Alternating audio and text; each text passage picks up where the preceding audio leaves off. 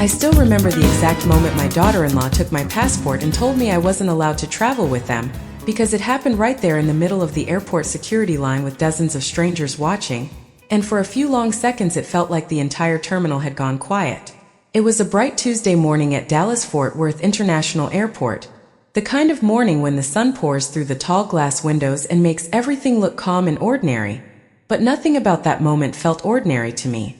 I had arrived early, almost 2 hours before boarding, because I've always believed airports run smoother when you give yourself time. My name is Eleanor Hayes, I'm 63 years old, and I was genuinely excited about that trip. It had been years since I'd taken a real vacation, and this one was supposed to be special. My son Michael Hayes and his wife Brittany Hayes had planned a week-long getaway overseas, and when they invited me along I thought maybe, just maybe, it meant we were finally becoming the kind of close family I'd always hoped we could be. I had dressed comfortably for the flight, soft sweater, travel slacks, walking shoes, nothing fancy, just practical. The security line stretched across the polished floor like it always does during morning departures. Families with rolling suitcases, business travelers tapping on phones, kids holding stuffed animals and asking how long the line would take. Michael stood a few feet ahead of me with our carry-on bags, scrolling through something on his phone, while Brittany stood beside him looking impatient, the way she often did when she felt the world wasn't moving quickly enough. At first everything seemed perfectly normal. We were chatting about the flight time and whether we'd have enough time during the layover to grab lunch. Brittany was talking about restaurants she wanted to try once we arrived, and Michael was half listening while glancing at the digital departure board across the terminal. I remember thinking that maybe this trip would be different. Maybe a week together away from everyday routines would smooth over the awkwardness that had always hovered between Brittany and me. But then the line moved forward, and as we approached the TSA podium where agents start checking IDs and boarding passes, Brittany suddenly turned toward me with a strange look on her face. Wasn't anger exactly, but it wasn't friendly either. Without saying anything at first, she reached out her hand and said, "Let me see your passport for a second." I didn't think twice about it. Traveling with family often means sharing documents when someone is organizing things, so I handed it over casually. Brittany opened it, looked at the photo page and then closed it slowly. For a brief second she just stared at the cover like she was thinking about something. Then she stepped slightly in front of me, holding the passport in her hand, and spoke loud enough that a few nearby travelers turned their heads. "Actually," she said, her voice sharp and clear, "you're not coming with us." At first I thought I had misheard her. Airports are noisy places, rolling suitcases, overhead announcements, people talking. But the words landed with a strange clarity that made my chest tighten. I blinked and asked gently, "What do you mean?" Brittany didn't hesitate. She lifted the passport a little higher, almost like she was demonstrating something to the people around us. "This trip is for family," she said, and there was a cold confidence in her tone that made it obvious she had already decided how this conversation would go. A couple standing behind us paused their conversation. A man in a business suit glanced over from the next lane, and Michael, my own son, simply stood there. He looked from Brittany to me and back again, but he didn't say a word. Not a single word. For a moment I just stood in the security line holding my carry-on bag while my daughter-in-law kept my passport in her hand as if it belonged to her. I could feel the curious attention of strangers around us, the kind of attention people give when they sense a scene might be unfolding in public. Brittany tilted her head slightly and added, "I think it's better if you head home." The way she said it sounded less like a suggestion and more like a final decision. Anyone watching would have assumed the situation was exactly what it looked like. An older woman who had shown up at the airport expecting to travel with her family, only to be told she wasn't actually part of the trip. But what Brittany didn't realize, and what no one in that security line knew yet, was that the story she was telling everyone wasn't the real story at all. I looked at Brittany for a few seconds, waiting for her to smile or laugh or give some sign that this was a misunderstanding, but her expression stayed completely serious, the kind of expression someone makes when they believe they are in full control of a situation.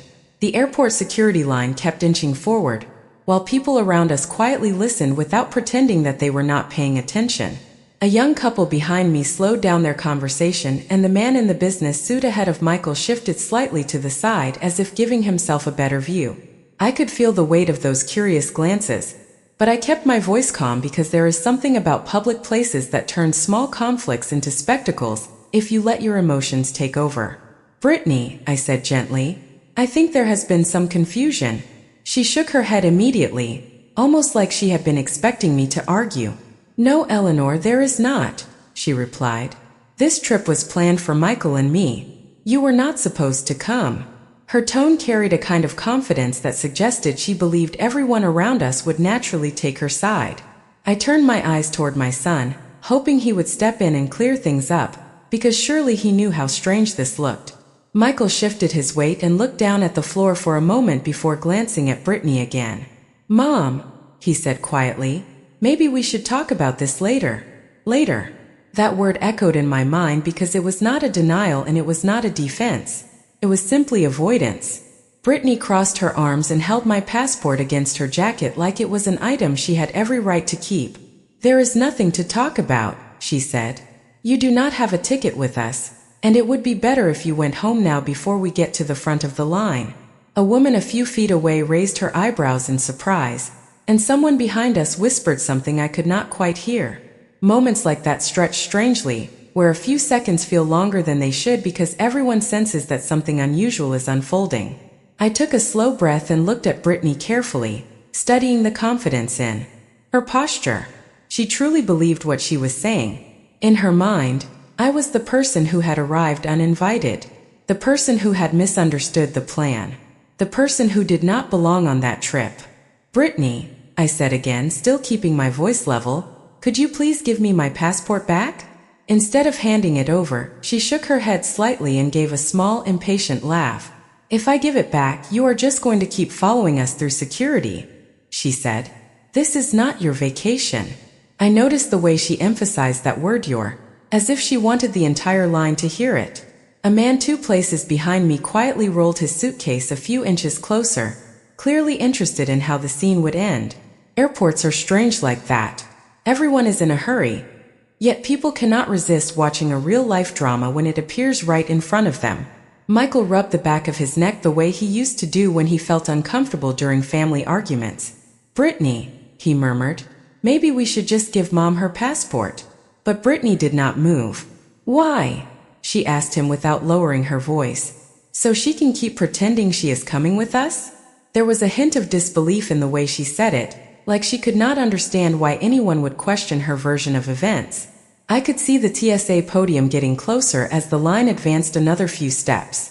The blue uniformed agent at the front was scanning passports and boarding passes with the steady rhythm of someone who had done the job thousands of times. In a minute or two it would be our turn. Brittany glanced toward the podium as well, and then looked back at me. You should leave before this gets awkward, she said. That comment almost made me smile because the situation was already awkward in every possible way. But instead of reacting the way she expected, I simply adjusted the strap of my carry-on bag and looked toward the front of the line. Let us wait for the officer, I said calmly. Brittany frowned slightly as if she had not anticipated that response. She had expected frustration or embarrassment or maybe even an apology. What she got instead was patience. And patience has a way of making confident people uncomfortable when they are not entirely sure they are right. The line moved again. We were now only a few feet from the TSA agent. I could hear the quiet beep of the scanner and the low voices of travelers handing over their documents. Brittany still held my passport in her hand, but her earlier confidence had softened just a little, replaced by a subtle tension that only someone paying close attention might notice. She glanced at Michael again as if expecting him to support her decision, but he remained silent, staring ahead while the line crept forward. The next family finished their document check and stepped toward the conveyor belt where bags were placed in gray plastic bins. The TSA officer looked up and motioned for the next group to approach. That group was us. The Transportation Security Administration officer standing at the podium looked up with the calm expression of someone who had watched thousands of travelers pass through the same checkpoint every single day, and he motioned us forward with a small gesture of his hand. Next passengers, please, he said in a steady voice. Brittany stepped forward immediately, placing herself half a step in front of Michael and completely blocking my path, as if she were quietly reinforcing the story she had already told everyone around us. I could still see my passport in her hand, the dark blue cover visible against the sleeve of her jacket. She handed her own passport to the officer first, offering a polite smile that sounded completely different from the sharp tone she had used with me only moments earlier. "Good morning," she said, her voice suddenly pleasant. The officer nodded and scanned the document quickly, the small machine on his desk making a soft electronic sound before he returned it to her. "Thank you," he said. Brittany stepped aside slightly but did not move far enough to give me room to approach the podium. Instead, she handed Michael's passport forward next. Michael accepted it from her and passed it to the officer with a quiet "good morning."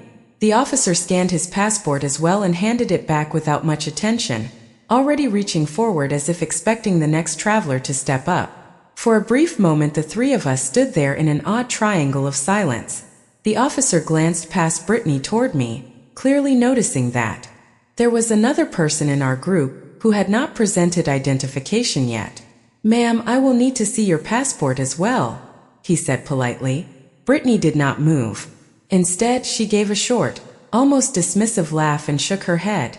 "Oh, she is not traveling with us," she explained, gesturing slightly in my direction. Her voice was confident, as if the situation was perfectly ordinary. The officer paused for a moment, his hand still extended halfway across the desk. "I am sorry," he said, clearly wanting clarification. Brittany held up the passport she had been holding and tilted it slightly. "She showed up thinking she was part of our trip, but she is not on our reservation," she continued. "We are actually in a bit of a hurry, so if we could just continue through security that would be great." The officer's eyes moved from Brittany to me, then briefly toward Michael, who looked like he would rather be anywhere else in the airport at that moment. The line behind us had slowed again, and I could feel the quiet curiosity of the other travelers growing stronger. Airports are full of people who try not to stare, but when something unusual happens directly in front of them, it becomes almost impossible to ignore. The officer lowered his hand slightly but did not immediately move on to the next passengers. "Ma'am," he said to Brittany, "if she is part of your group, I still need to verify her identification before you proceed." Brittany gave a small sigh as if the process were becoming unnecessarily complicated. "She is not part of our group," she repeated, her tone now carrying a trace of impatience. "She just misunderstood the situation." I stood quietly a few feet away, holding my carry-on bag, and watching the exchange unfold exactly the way I expected it would. Brittany had clearly assumed that once she explained her version of events, the officer would simply wave Michael and her through while I was left standing there with no way to continue. That assumption seemed very real to her. She even folded her arms again while holding the passport, looking satisfied that the matter had been settled. The officer, however, did not seem convinced. He looked at me directly and spoke in the same professional tone he had used with every traveler before us. "Ma'am, may I see your passport?" Brittany responded before I could say anything. "I already told you she is not traveling with us," she insisted. The officer's expression remained calm but slightly more serious now. "Even so," he said slowly, "if she is standing in the security line, I will need to verify identification." Brittany hesitated for a second, clearly deciding whether it was worth continuing the argument. Finally, she stepped half a pace forward and placed the passport on the counter in front of the officer, but the motion carried a certain theatrical flair as if she were proving a point to everyone nearby. "Fine," she said lightly. "Here it is, but I promise you she does not have a ticket with us." The officer picked up the passport and opened it carefully, glancing at the photo before typing something into the computer terminal beside him. The small screen reflected faintly in his glasses as he began checking the information in the airline system. For a few seconds no one spoke. Brittany shifted her weight confidently and looked around the terminal with an expression that suggested she expected the process to end quickly. Michael stood beside her in uneasy silence. I simply waited, because while Brittany believed this moment would confirm her story, I knew that the next few seconds were about to reveal something she had never even considered. The Transportation Security Administration officer continued looking at the screen in front of him while holding my passport open in one hand, and for a few seconds the only sounds around us were the quiet beeping of the scanner and the distant announcements echoing through the terminal about boarding groups and departure gates. Brittany shifted her weight from one foot to the other, clearly expecting the officer to hand the passport back and confirm what she had already declared with so much confidence. Michael stood beside her with his hands loosely resting on the handle of his carry-on bag, staring at the counter as if he wished the entire moment would pass without requiring him to say anything. The officer typed a few more keys and then paused, his eyes narrowing slightly as he read something on the monitor. It was not a dramatic reaction, but it was enough to change the atmosphere around us. Brittany noticed it too. "Is there a problem?" she asked, her voice still confident but carrying a faint hint of impatience now. The officer did not answer immediately. Instead, he leaned a little closer to the screen, reviewing the information again as if making sure he had not misread anything. Then he lifted his head and looked directly at me for the first time since opening the passport. "Ma'am, could you confirm your full name for me?" he asked.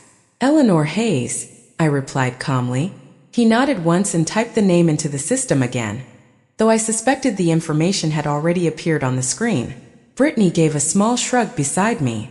"You see," she said almost cheerfully, "this is exactly what I meant.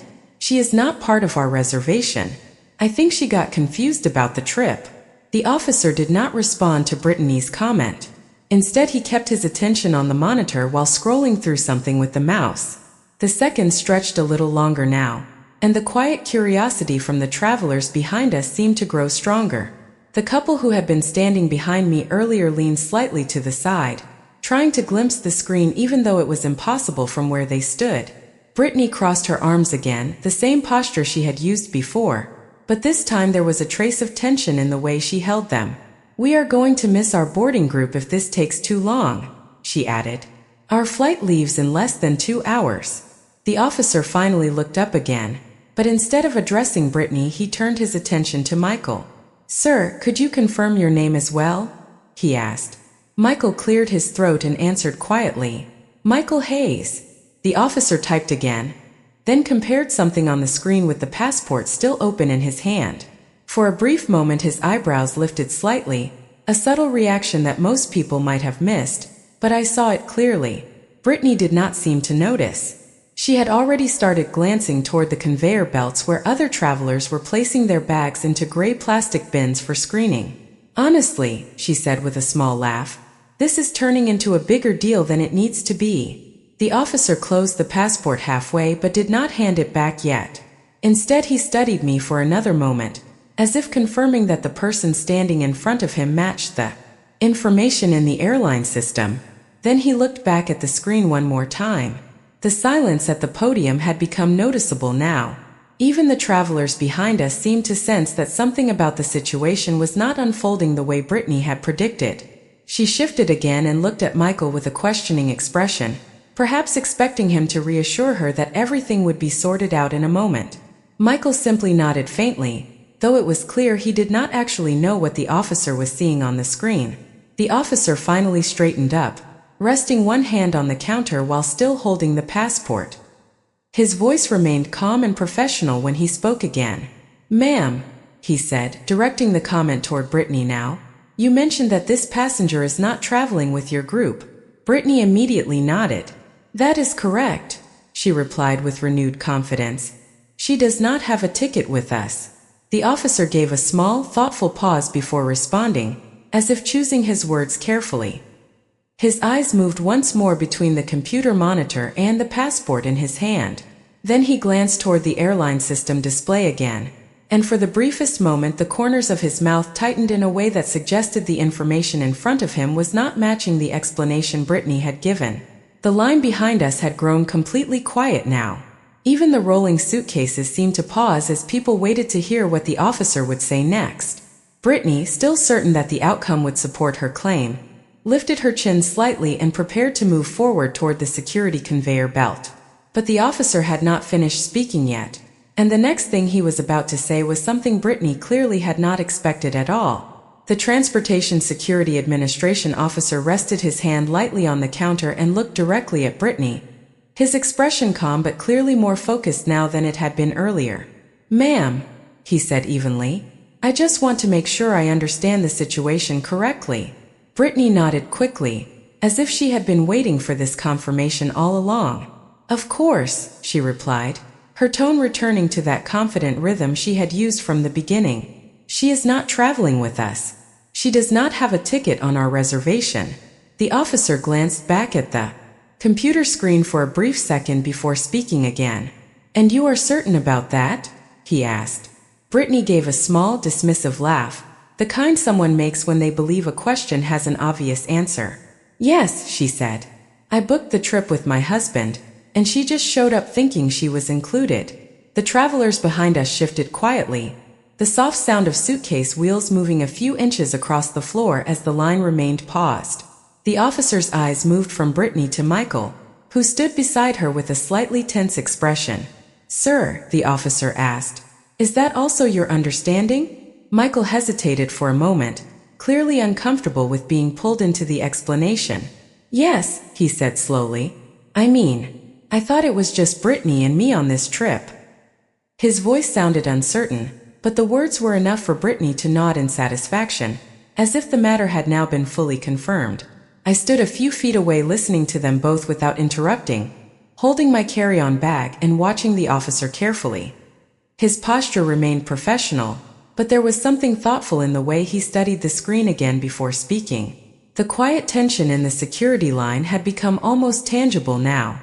Even the officer in the next lane glanced over briefly, noticing that our checkpoint had paused longer than usual. Brittany crossed her arms once more and shifted her weight, clearly ready for the moment when the officer would return the passport and direct Michael and her toward the security conveyor belt. "We really should continue," she added.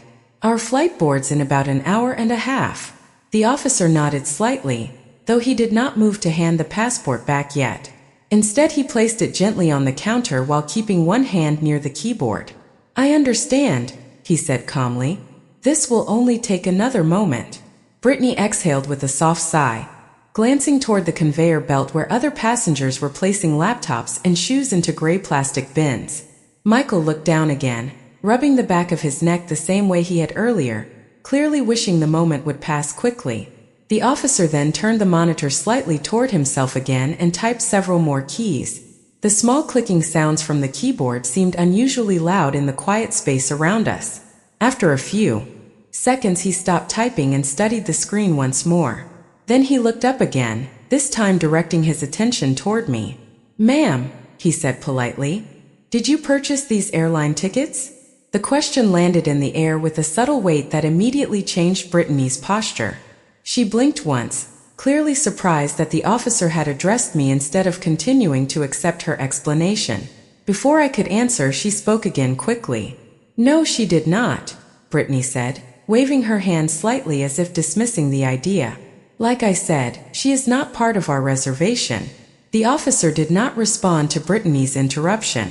Instead, he kept his eyes on me, waiting calmly for my reply. I met his gaze and gave a small nod. "Yes," I said simply. The officer's expression remained neutral, but he typed something again into the computer system. Brittany frowned slightly now, her earlier confidence beginning to fade just enough to be noticeable. "That cannot be right," she said, her voice tightening a little. "I handled the planning." The officer continued reviewing the screen while speaking in the same steady tone. "According to the airline booking information," he said slowly, "this reservation was created using the name Eleanor Hayes."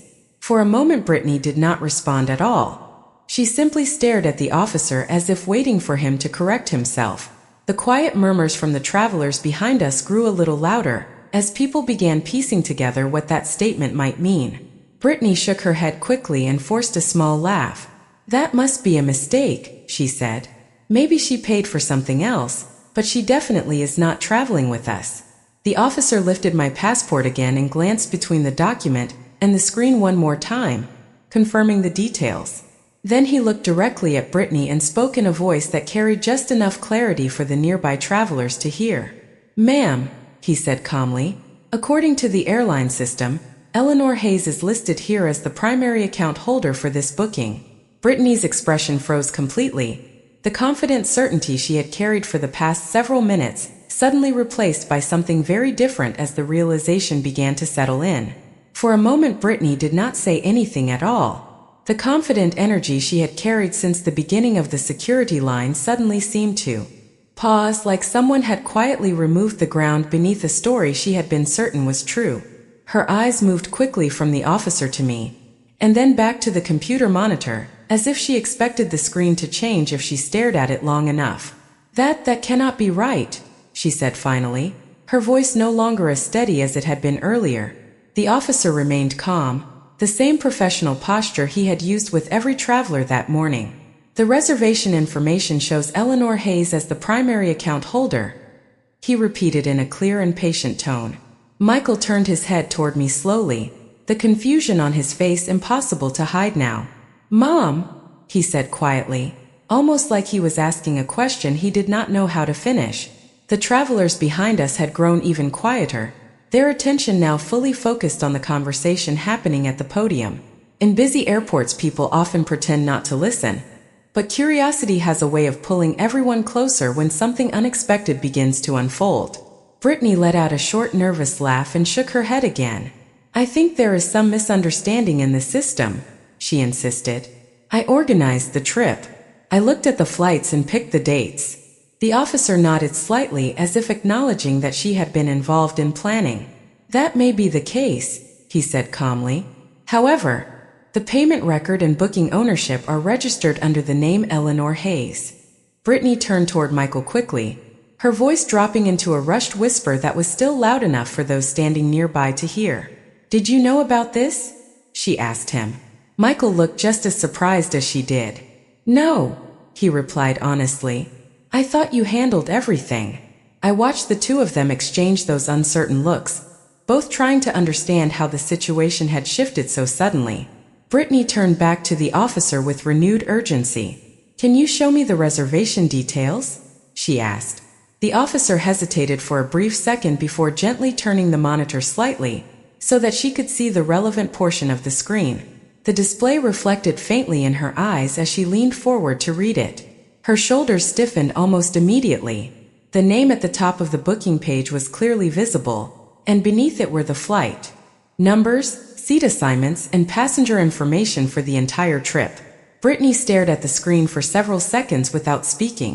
The earlier certainty that had filled her voice when she declared that I was not traveling with them was now completely gone. She stepped back slowly, folding her arms again, but this time in a way that looked less confident and more defensive. Michael leaned slightly toward the screen as well, trying to read the information himself. "Wait," he said softly, looking at me again. "Mom, did you buy these tickets?" The question hung in the air for a moment. I could feel the quiet attention of everyone around us, but I kept my voice calm when I answered. "Yes," I said. The officer picked up my passport from the counter and closed it carefully before handing it back to me. "Everything appears to be in order with your reservation, ma'am," he said politely. Brittany opened her mouth as if she wanted to object again, but no words came out this time.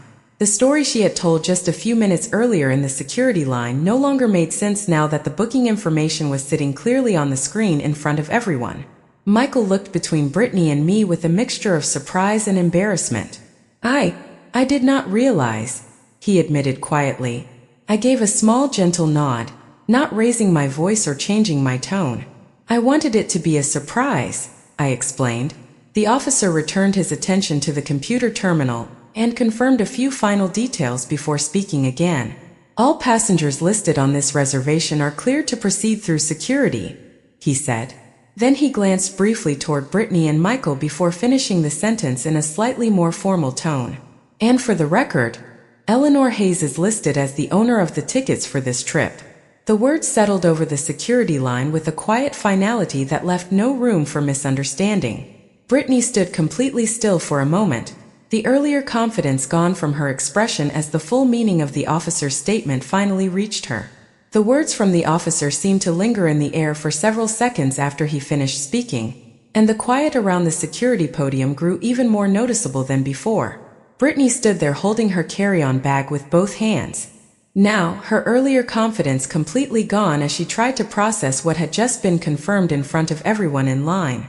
Michael shifted his weight and looked at me again, his expression a mixture of surprise and confusion that slowly began turning into something closer to realization. "Mom, you bought all the tickets?" he asked quietly. I gave a small nod, keeping my tone calm and steady the same way it had been since the moment Brittany first took my passport in the security line. "Yes," I replied. "I wanted to do something nice for both of you." The officer had already turned back toward his computer to complete the final verification steps, but the conversation unfolding in front of him had clearly caught his attention as well. Brittany looked from Michael to me, and then briefly toward the screen again, as if hoping the information might somehow disappear. "But I spent weeks looking at flights," she said, her voice uncertain now. "I compared prices and schedules." I nodded again. "I know," I said gently.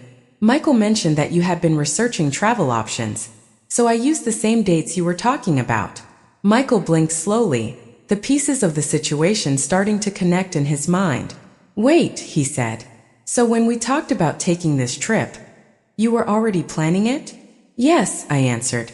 "I wanted it to be a surprise." A quiet murmur moved through the group of travelers standing behind us, not loud enough to be rude but impossible to ignore. Brittany seemed to notice it as well because she shifted slightly and lowered her voice. "Why did you not say anything earlier?" she asked me. I paused for a moment before answering, choosing my words carefully. "Because I thought it would make the trip more special if you discovered it when we arrived at the airport," I said. "I did not expect this situation." Michael looked down at the floor for a second, clearly replaying the past few minutes in his head. The memory of Brittany holding my passport and telling the officer that I was not traveling with them was still fresh for everyone standing there. Brittany's face had grown noticeably tense now, the confident tone she used earlier replaced by something closer to embarrassment. She reached up and brushed a strand of hair behind her ear before speaking again. "I did not realize," she said quietly. "I thought you were just coming to see us off." I listened to her explanation without interrupting. The officer finished typing on the keyboard and printed a small verification slip before returning his attention to us. "All right," he said in a neutral voice. "Everything in the system checks out." He handed the documents back and gestured politely toward the security conveyor belt where passengers were placing their belongings into the gray bins. "You may proceed." For a moment none of us moved. Brittany glanced at me again, clearly unsure how to respond now that the entire situation had shifted so dramatically from the story she had confidently told earlier in the line. Michael cleared his throat softly and picked up one of the carry-on bags. "Mom," he said, I did not know you did all this."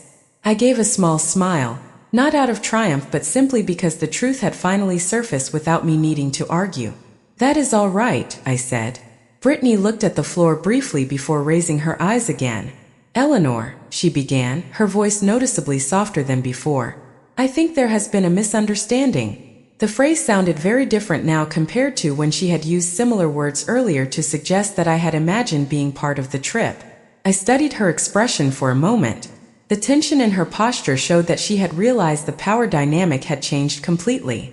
The woman who had been confidently explaining that I did not belong on the reservation had just learned that the entire trip existed because I had arranged it.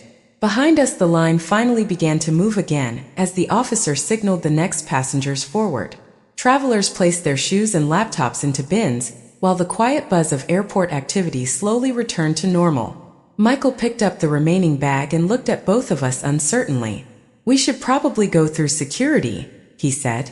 Brittany nodded quickly, though her earlier certainty had been replaced by careful silence.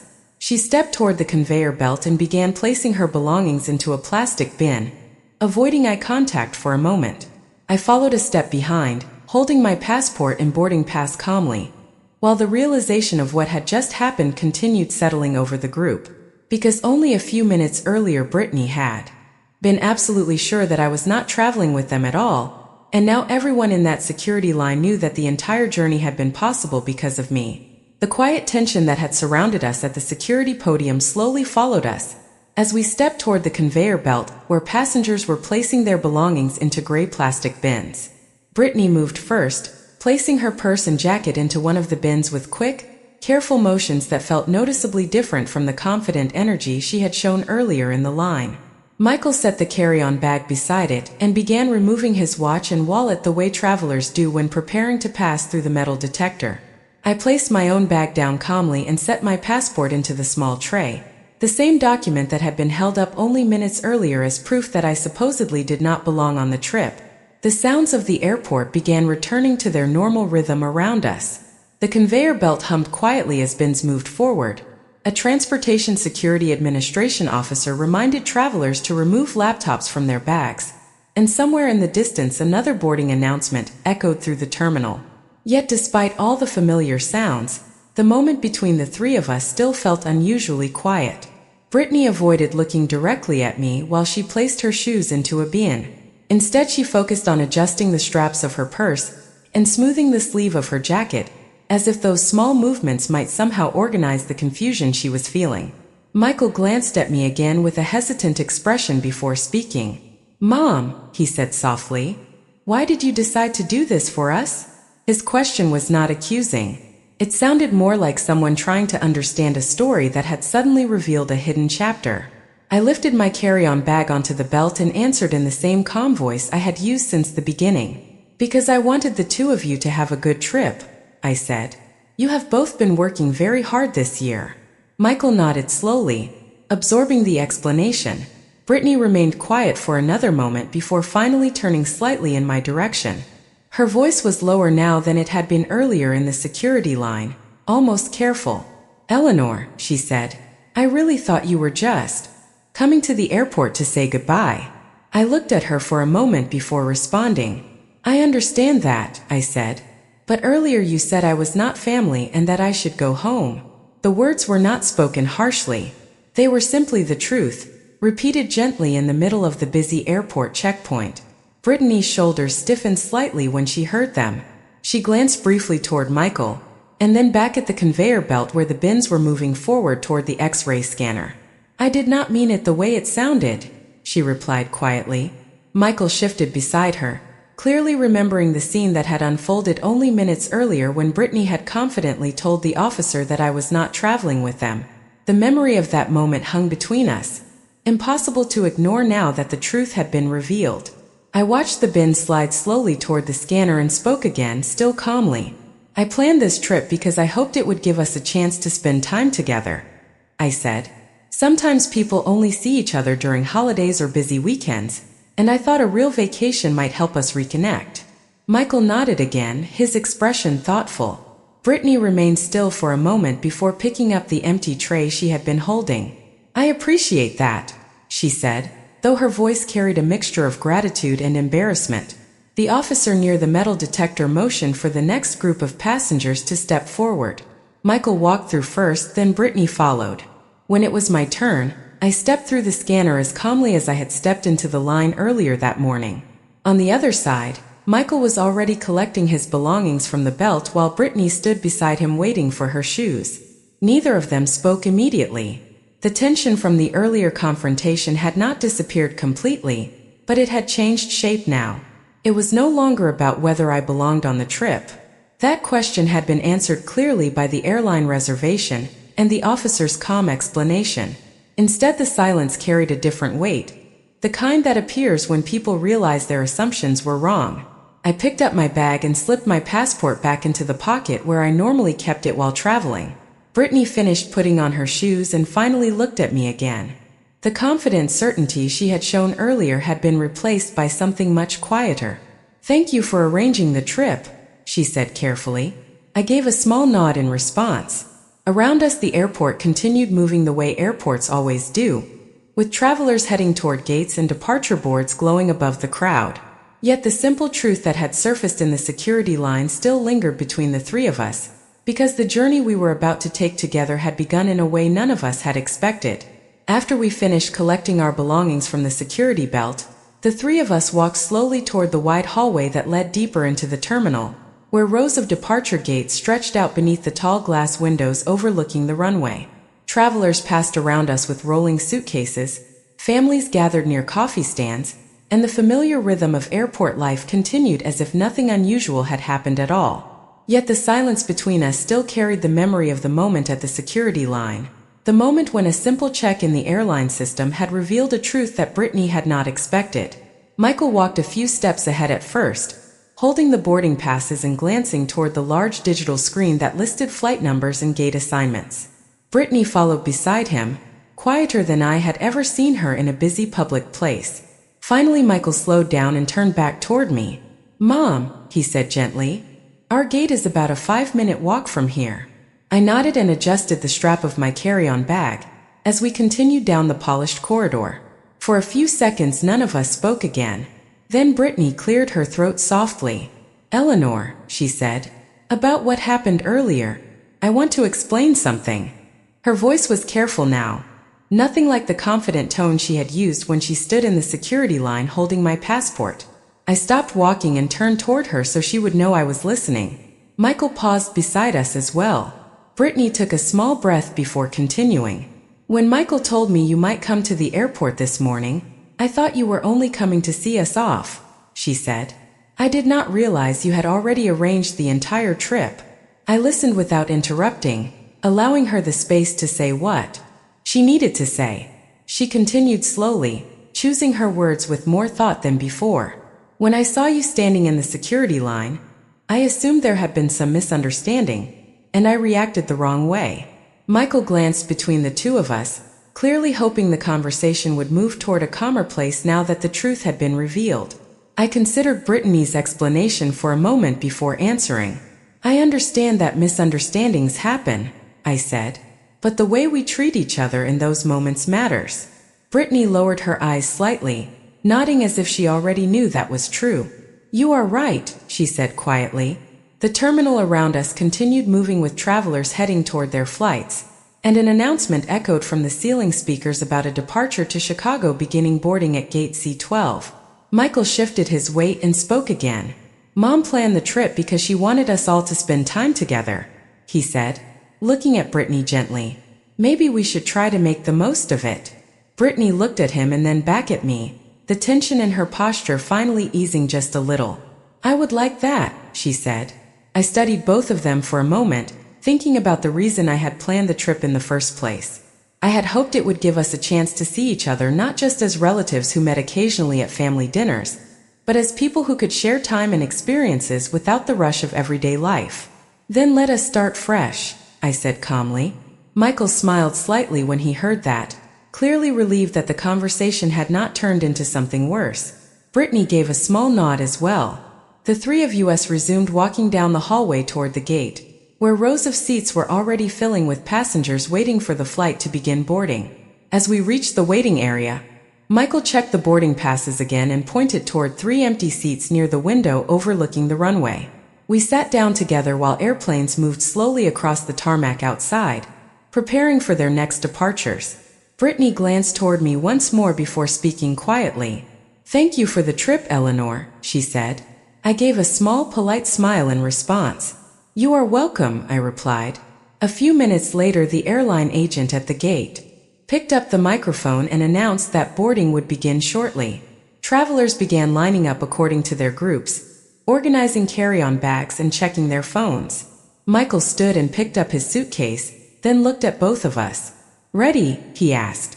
Brittany nodded and I stood as well. As we joined the line moving slowly toward the boarding door, I realized that the journey ahead was not just about the destination on the other side of the ocean. It was also about what happens when people learn something unexpected about each other, and whether they choose to carry the past moment forward or begin the trip again with a little more understanding than before.